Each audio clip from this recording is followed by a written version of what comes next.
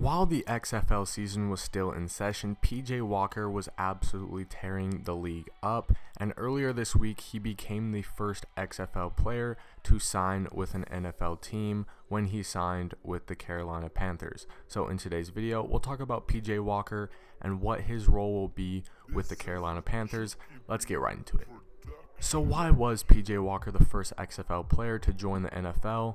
Well, to anybody who watched the XFL, it was pretty clear that PJ Walker was easily the best quarterback in the XFL and probably the best player in the XFL, and had the season gone to the full length, had it not been shut down by the coronavirus pandemic, PJ Walker would most likely have been the XFL MVP for this season. He was absolutely killing it. He looked very impressive, so I think it comes to no surprise for anybody who watched the XFL that PJ Walker is now on an NFL team.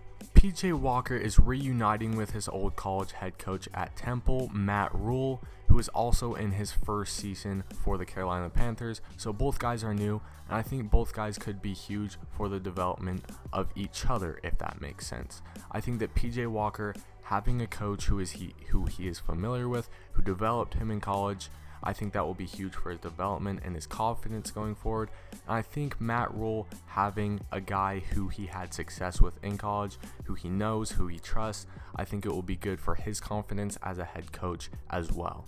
In my opinion, this is the perfect situation for PJ Walker to step into. Like I just mentioned, he is stepping into a team who has a coach he is familiar with in Matt Rhule, a guy who he knows, a guy who he trusts. And also, Cam Newton and Kyle Allen are both off the Carolina Panthers. The two quarterbacks who played for the team last season and the past several seasons are both gone, meaning that if an opportunity presents itself, PJ Walker could very well become an NFL starting quarterback. So, like I said, perfect situation for PJ Walker is the Carolina Panthers. However, even though Cam Newton and Kyle Allen are both gone, PJ Walker still has one more guy ahead of him, and that guy is Teddy Bridgewater, another quarterback who the Carolina Panthers brought in this offseason, and a guy who is a very talented, veteran, experienced quarterback. Obviously, he's coming off a backup role with the Saints, which he did a very good job filling in for Drew Brees as the backup, and obviously he started for teams like the Vikings before that.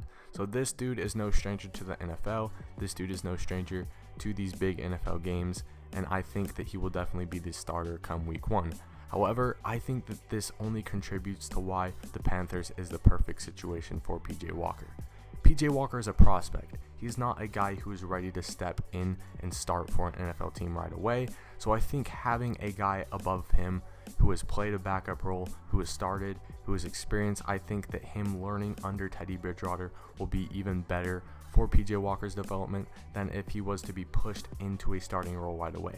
In fact, I think that if PJ Walker came into the NFL as an instant starter, I think that it could derail his career very quickly if he got off to a rocky start. So I think, like I said, him developing under Teddy Bridgewater, him getting that experience for maybe a year or two will be crucial for his development, and I think that he could very well be a starter at some point for the Carolina Panthers if Teddy Bridgewater goes down, or if Teddy Bridgewater isn't doing good, or if Teddy Bridgewater decides to leave. I think that PJ Walker will be ready to step up and step into that starting quarterback role.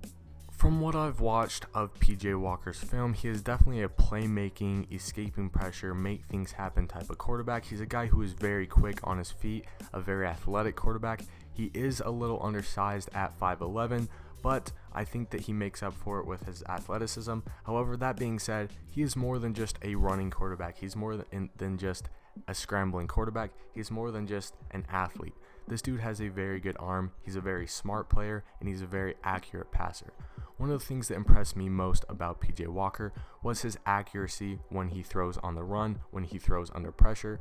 PJ Walker always finds a way to get it to his guys, even when it looks like he can't. He's always a pass-first type of guy, always trying to make the throw happen, which can also be a detriment to his game sometimes. Risky plays lead to turnovers, lead to lost games, that type of stuff. But it's one of the things that impressed me the most is his ability to throw on the run, his ability to throw under pressure, and I think that this will be one of the strengths of his game when he gets to the NFL.